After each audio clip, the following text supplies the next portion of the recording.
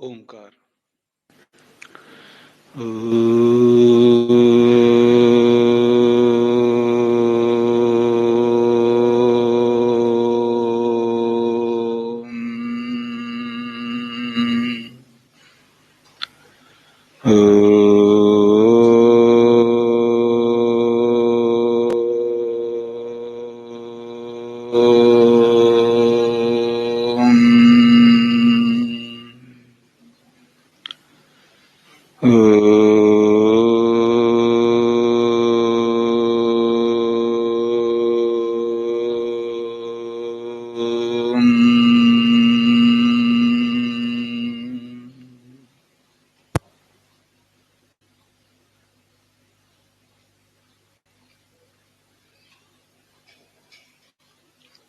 विष्णु के परम पद को प्राप्त करने की चर्चा हो रही है।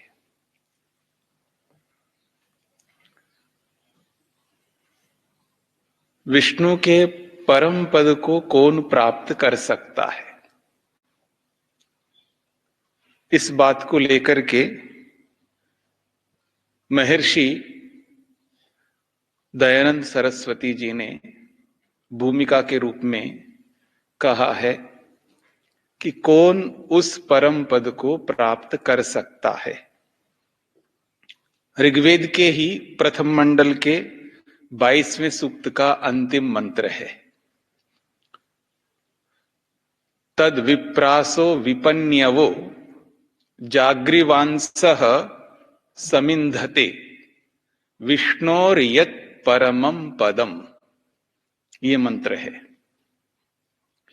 मंत्र के पद हैं तद विप्रासः विपन्यवः जाग्रीवांसः सम इंधते विष्णोः यत् परमं पदम। कितने शब्द हो गए?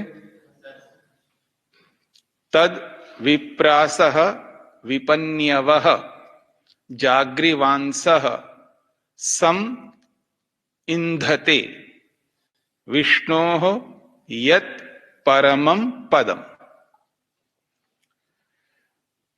तो पहला पद है तद, तत्पूर्वोक्तम परमं पदम। जो पिछले 2 मंत्रों में बताया गया है कि विष्णु का जो परम पद है, उस परम पद को संकेत करता है पहला शब्द है तद। तद का मतलब वह कौन? पूर्वोक्तम परमं पदम। जो पहले मंत्रों में जो परम पद कहा है वो है परम पद। उस परम पद को कौन प्राप्त कर सकता है? तो मंत्र कहता है विप्रासः। ये पहला शब्द है। विप्र शब्द तो आप जानते ही हैं। विप्र जो है मेधावी को कहते हैं। विप्र इति मेधावी नामसु पठितम। ठीक है जी। विप्र जो है मेधावियों के नामों में पढ़ा गया है निघंटों में। मेधावी के जितने भी पद हैं उन पदों में विप्र शब्द को भी ग्रहण किया है। तो विप्र का अर्थ है मेधावी। कैसा मेधावी? मेधा को जो प्राप्त करने वाला। मेधा का अर्थ होता है बुद्धि, ज्ञान, विवेक।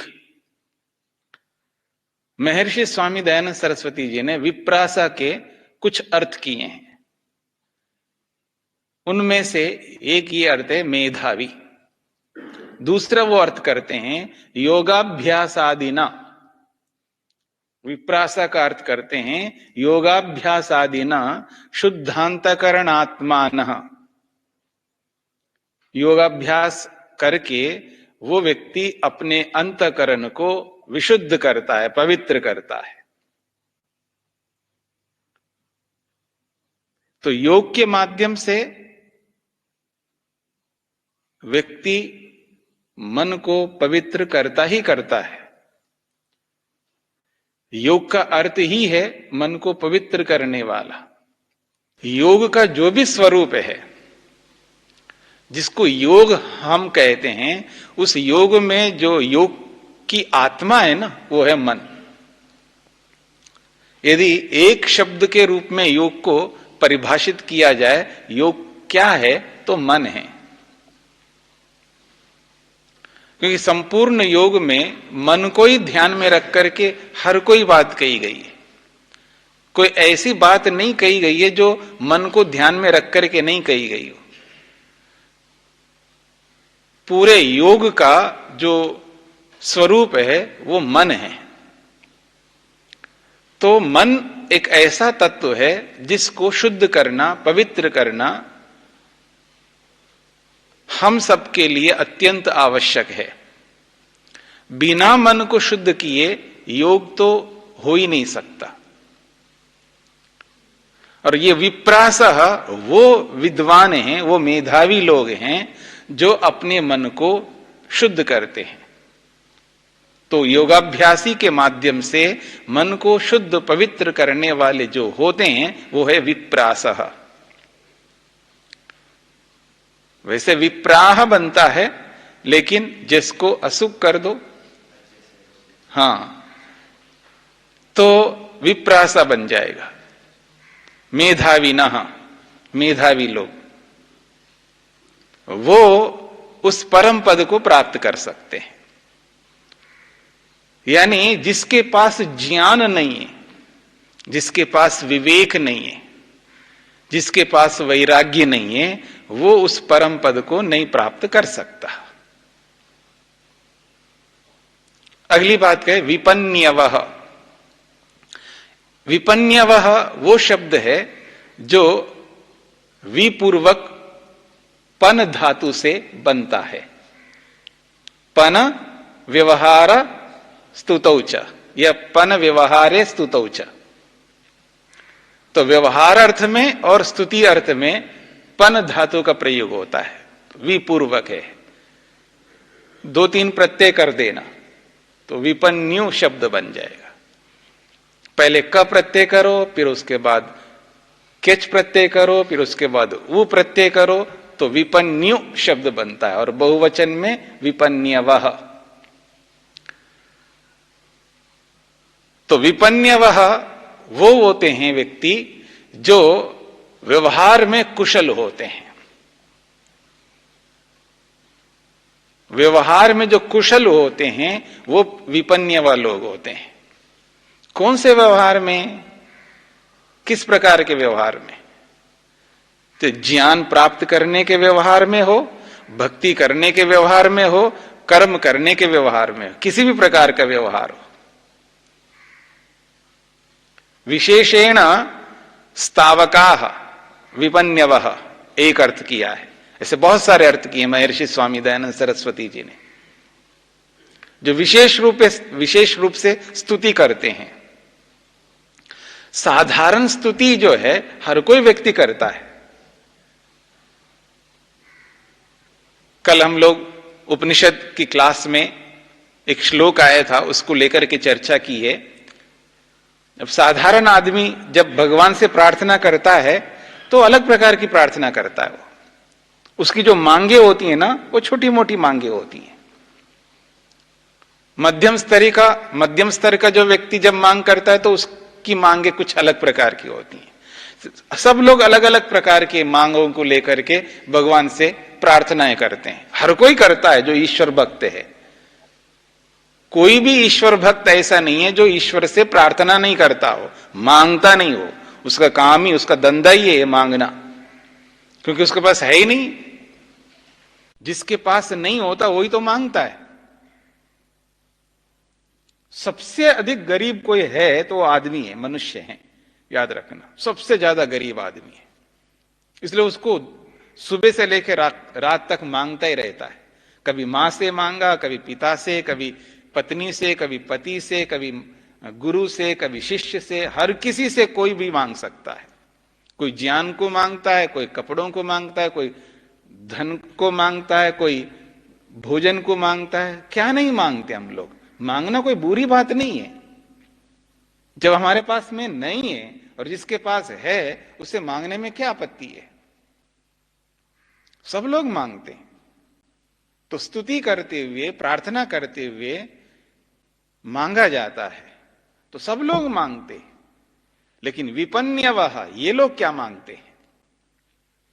ये भी स्तुति करते हैं, ये भी मांगते हैं। तो उपनिषदकार कहते हैं जो देव मांगते हैं ना, देव लोग अमृतत्वम, वो क्या मांगते हैं? अमृतत्वम। वो अमृतत्व को लेकर के मांगते हैं, यानी अमृत को मांगते हैं, मुक्ति को मांगते हैं, मोक्ष को मांगते हैं, विवेक को मांगते हैं, वैराग्य को मांगते हैं, समाधि को मांगते हैं। वो लोग हैं ऐसे मांगने वाले। और हम लोग क्या मांगते हैं? धन मांगते हैं, जमीन मांगते हैं, कपड़े मांगते हैं, भोजन मांगते हैं। हमारी मांगे अलग होती हैं, पर देवों की मांग बहुत ऊंची चीज है। तो विपन्यवः, वो जो स्तुति करते हैं परमात्मा की, वो क्या स्तुति करते हैं देखिएगा। महर्षि स्वामी दयानंद सरस्वती जी ने विपन्यवः का एक ये भी अर्थ किया है। वो कहते हैं विपन्यवः, विपन्यवः वो कौन होते हैं? तो विविधम जगदीश्वरस्य गुण समूहम पनायन्ति स्तुवन्ति ये ते विपन्यवः। कुछ समझ में आया ना?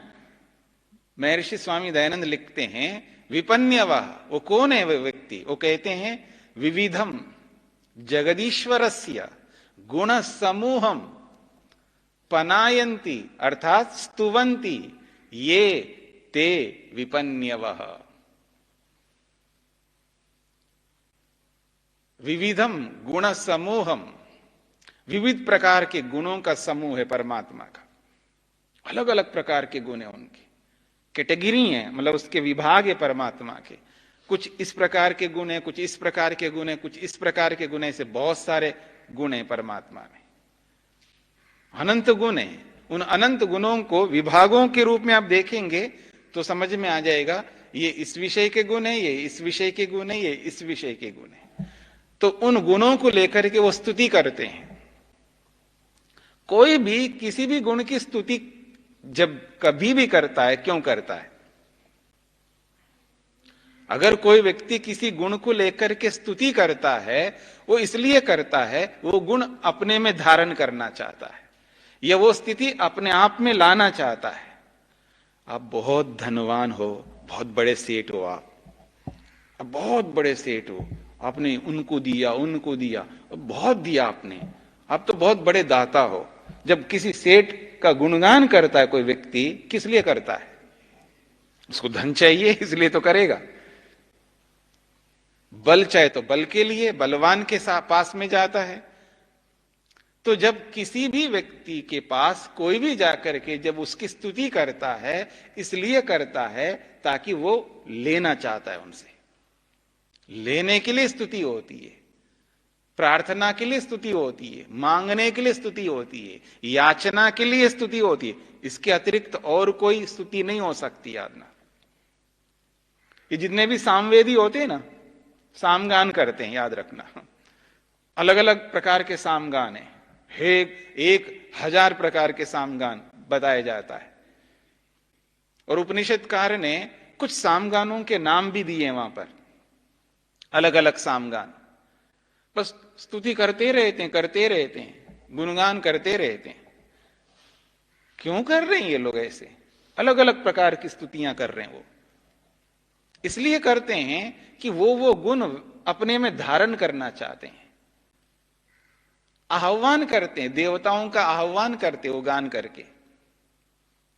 देवताओं को बुलाते हैं वो लोग, उन देवताओं को अपने में स्थिर करना चाहते हैं, अपने में धारण करना चाहते हैं। इसलिए वो गान करते रहते हैं, पुकारते रहते हैं। तो जो कोई भी स्तुति करता है, केवल इसलिए करता है उन गुणों को अपने में धारण कर सके, उन स्थितियों को अपने में ला सके। वैसा बनने के लिए वो सामने वाले की वैसी स्तुति करता है। तो इसलिए महर्षि लिखते हैं विविधम जगदीश्वरस्य गुण समूहम पनायन्ति स्तुवन्ति ये ते विपन्यवः। वो कहते हैं व्यवहार कुशलाः, व्यवहार में बहुत कुशल होते हैं। और हम ऐसे होते हैं व्यवहार में, बस पूछिएगा मत, किसी कोई बात कह दो, सुन लेता है, करता है, नहीं करता है, कैसे करता है, कोई सूचना नहीं होती उसकी। होता है नहीं होता ऐसा? किसी को बोल दिया ब्रह्मचारी जी ये काम कर देना, अब उसने किया है, नहीं किया है, कितना किया है, कैसे किया है, उसकी कोई सूचना नहीं है। उनको यह भी नहीं पता होता है कि इस काम को करके सूचित करना चाहिए, बताना चाहिए, पता नहीं होता है। वो तो कर लेता है, पर जिसने बोला है उसको कैसे पता लगेगा जब तक आप नहीं बताओगे? भगवान तो अपने आप पता लगाता है, वो तो सब जगह रहता है। आदमी तो आखिर आदमी है ना, वो सब जगह कैसे रहेगा? उसको कैसे पता लगेगा? हाँ जी ये उनको कह देना, तो आप जाकर कह दिया आपने, आपने कहा या नहीं किया मेरे को कैसे पता लगेगा? आपने उनको कहा है या नहीं कहा है ये मेरे को कैसे पता लगेगा? आपने आधा काम तो कर लिया, पूरा काम तब होगा जब आप मेरे को सूचित करोगे या कहने वाले को सूचित, हाँ जी मैंने उनको कह दिया। इसको कहते हैं व्यवहार। चाहे बताने का हो, लेने का हो, देने का हो, जो भी काम सौंपा हो जिस किसी को भी, जब उस कार्य को पूरा जब किया जाता है तभी वो पूरा माना जाएगा। आधा अधूरा करके कैसे छोड़ सकते हम लोग? इसलिए कहा जा रहा है विपन्यवः, जो व्यवहार में बहुत कुशल होते हैं वो उस परम पद को प्राप्त करते हैं। अगली बात देखिए, जागृवांसः। जागृ धातु है ना, लिट लकार में वसु प्रत्यय कर दिया, पर द्विवचन को रोक दिया, इसलिए जागृवांसा बना है।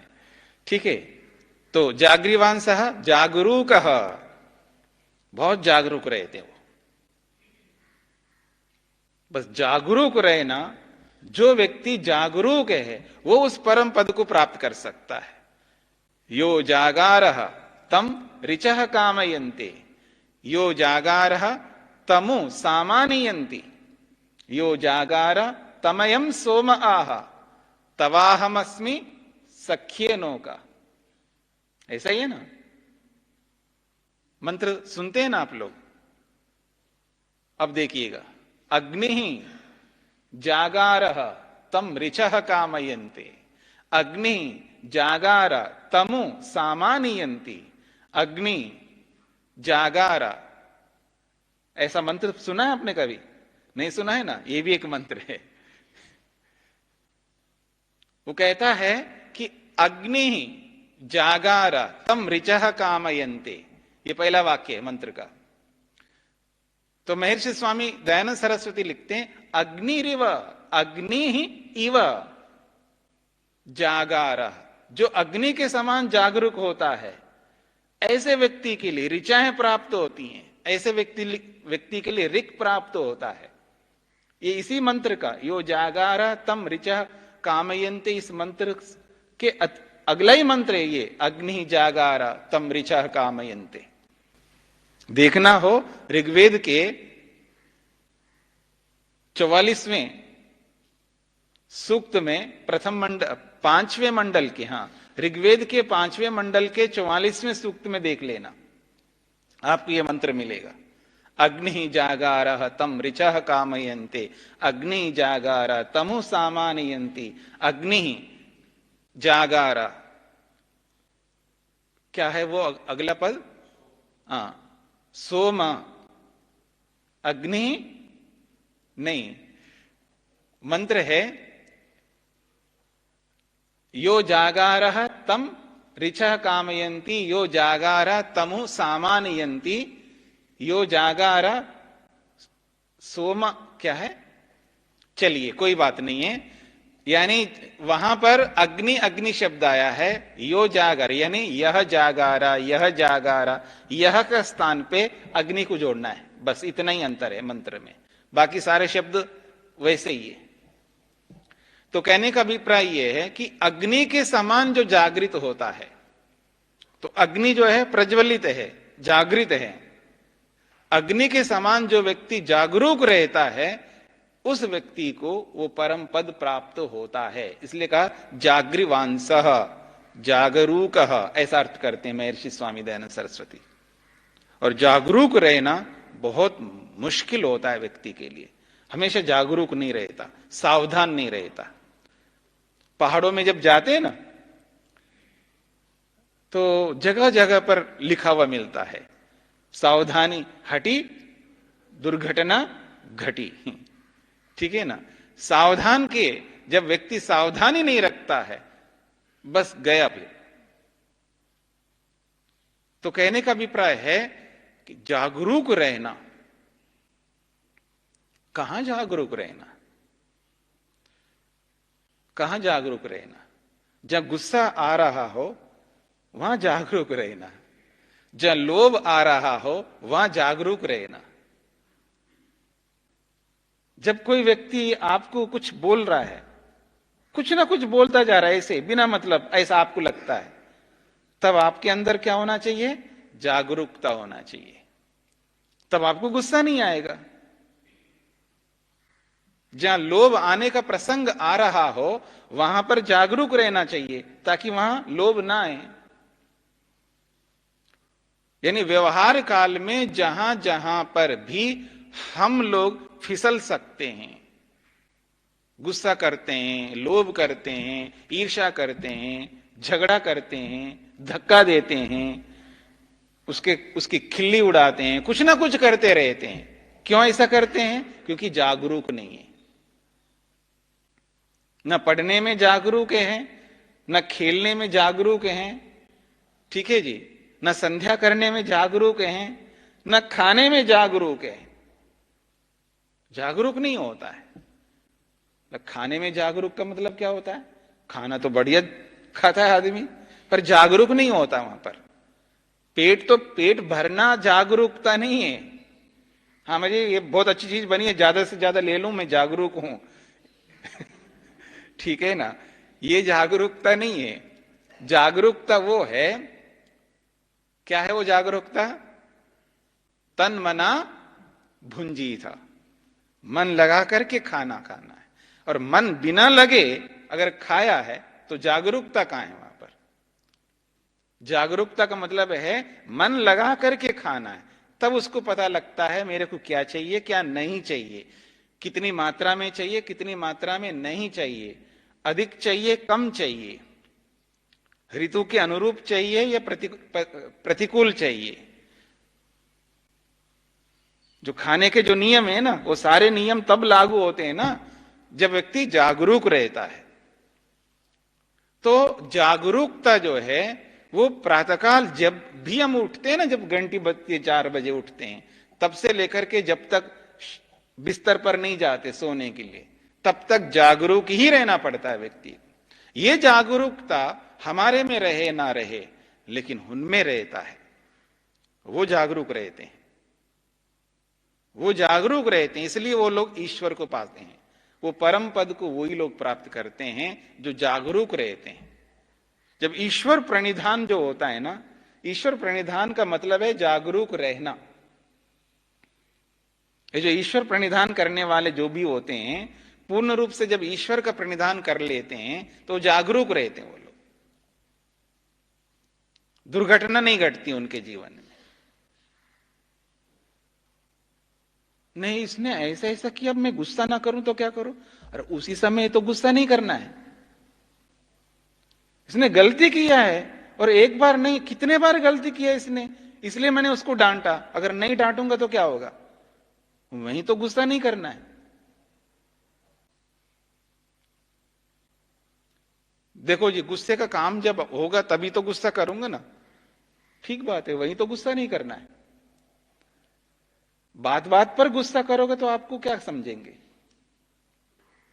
बात बात पर आप गुस्सा करोगे तो आपको पागल समझेंगे, फिर तो आपको मेंटल हॉस्पिटल में ले जाना पड़ेगा। गुस्सा तो कभी कभी आता है, क्रोध तो कभी कभी आता है। जो कभी कभी आने वाले क्रोध को ही तो रोकना है हमें। बात बात पर क्यों क्रोध आएगा? क्रोध का जब अवसर आएगा तभी क्रोध आएगा, और उसी समय रोकता है कौन? जागरूक।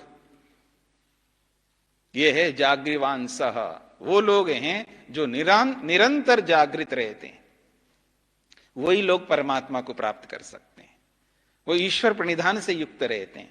ऐसी स्थिति में जाकर के वो लोग वहां तक पहुंचते हैं। सम इंधते, सम इति सम्यक रूपेण, इंधते प्रकाशयन्ते, प्रकाशयन्ति, प्राप्नुवन्ति वा, वो लोग प्राप्त करते हैं। किसको? उस परम पद को। विष्णोः यत् परमं पदम, विष्णु का जो परमम पदम है, यानी सर्वोत्कृष्ट पद है, उस सर्वोत्कृष्ट पद को वो लोग प्राप्त करते हैं। कौन लोग प्राप्त करते हैं? जो जागरूक रहते हैं। कौन लोग प्राप्त करते हैं? जो व्यवहार में कुशल रहते हैं, जो परमात्मा के विभिन्न गुणों का गुणगान करते हैं, उनकी स्तुति करते हैं, उन गुणों को धारण करते हैं अपने में, जो योगाभ्यास के माध्यम से अपने मन को पवित्र करते हैं। विप्रासः, जो विप्र बन करके, मेधावी बन करके जो लोग अपने मन को पवित्र करते हैं। मन की पवित्रता जो है बहुत महत्वपूर्ण है। वाणी से हम किसी को कितना ही बोल दें, लेकिन मन में खोटापन है, मूर्ख आदमी है, हाँ, मन के अंदर ऐसा रहता है। हाँ आइए आइए ना, आइए, बैठिए बैठिए, क्यों आ धमकाइए, क्यों आ पढ़ाइए। मतलब मन के अंदर ऐसा रहता है, आया क्यों ये, बिन बुलाए मेहमान, जब चाहे तब आ जाता है। मन के अंदर तो ये रहता है। हाँ आइए आइए, कभी कभी तो बोल आइए आइए ना भाई, मैं आप ही को याद कर रहा था। ठीक है जी, आपको ही याद कर रहा था, आइए आइए बैठिए। यानी मन में कुछ और है, लेकिन वाणी से जो कुछ भी बोल सकता है व्यक्ति, शरीर से कुछ भी कर सकता है। उसके लिए आसन दे रहा है, उसको बिठा रहा है। और कोई कोई देखेंगे ना, राजस्थान में जाएंगे, पांव ऐसे पकड़ेंगे नीचे से, ऐसे ऐसे दबाएंगे। ठीक है ना।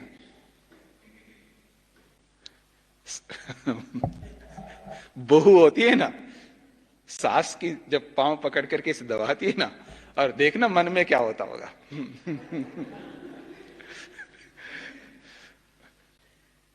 कहने का मतलब यह है, मन में कुछ और है। अब आप शरीर से चाहे पांव दबा लो जी, मन में कुछ और है, और वाणी से नहीं नहीं मैं आपको बिल्कुल मां मानती हूं, मां। ठीक है ना, मैं आपको मां मानती हूं, और मन में क्या है भगवान ही जाने। मतलब वाणी से तो बोला जा रहा है कि मैं आपको मां मानती हूं, मैंने आपको सास कभी तो माना ही नहीं है, कभी नहीं माना है मैं आपको सास, मैं तो आपको मां मानती हूं। और सास कोई कम नहीं है, ठीक है ना। और सास क्या कहती है, मैं तो इसको बेटी मानती हूं, मैं सबको बोलती है ये मेरी बहू नहीं, ये तो मेरी बेटी है, और दोनों को पता है।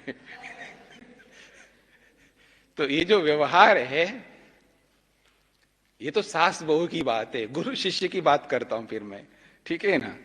गुरु शिष्य, ये तो मेरा बेटा है, बस मैंने इसको बेटा मान लिया है। ये बेटा है। मन में तो बिल्कुल नहीं है, इसको कब बाहर निकालो। ठीक है ना। तो कहने का अभिप्राय यह है, मन में कुछ और है और वाणी से कुछ भी बोल सकता है व्यक्ति। मन में कुछ और है, शरीर से कुछ भी कर सकता है, पर यह सब जो है व्यर्थ हो जाएगा हमारा। वो परम पद नहीं मिलने वाला है। परम पद उसी व्यक्ति को मिलेगा जो अपने मन को पवित्र करता है। इसलिए कहा विप्रासः, योगाभ्यास के माध्यम से जो अपने मन को शुद्ध करता है, वो व्यक्ति ही उस परम पद को प्राप्त कर सकता है। तो मंत्र बहुत सरल है। तद, उस परम पद को, विप्रासः, जो योगाभ्यास के माध्यम से शुद्ध अंतःकरण वाले बनते हैं, वो लोग विपन्यवः, जिनका व्यवहार बहुत पवित्र उत्तम होता है, और जो परमात्मा के विभिन्न गुणों को सामने रख करके उनकी स्तुति करते हुए उन गुणों को अपने में धारण करते हैं और जो सदा जागरूक रहते हैं, ऐसे लोग जो है उस परम पिता परमात्मा के उस सर्वोत्कृष्ट जो उत्तम पद है, मोक्ष धाम है, तृतीय धाम है, परम धाम है, ऐसे धाम को, ऐसे पद को वो प्राप्त करते हैं, बाकी और कोई नहीं कर सकता। ये इसका अभिप्राय है। यही मंत्र कहना चाहता है। गायत्री छंद है इस मंत्र का, याद रखना। कान्व मेधा तिथि ऋषि है इस मंत्र का, और विष्णु देवता है इस मंत्र का। ऐसे विष्णु रूपी परम पद को प्राप्त करना सभी मनुष्यों का कर्तव्य है, हमारा भी कर्तव्य है कि हम अपने जीवन में जो भी त्रुटियां हैं उनको दूर करने के लिए हमें भी धीरे धीरे वैसे ही जागरूक बनना है जैसे ऋषि लोग, महर्षि लोग, मुनि लोग, महापुरुष लोग, हमसे जो बड़े विद्वान हैं, जिनके पास जो विद्वत्ता आई है, उनकी जागरूकता के कारण से आई है, वैसे जागरूक हमें भी बनना है। विद्या प्राप्त करने में और अन्य कार्यों को करने में जागरूक होकर के उस स्थिति तक हम सबको एक ना एक दिन पहुंचना है। यही इस मंत्र का अभिप्राय है।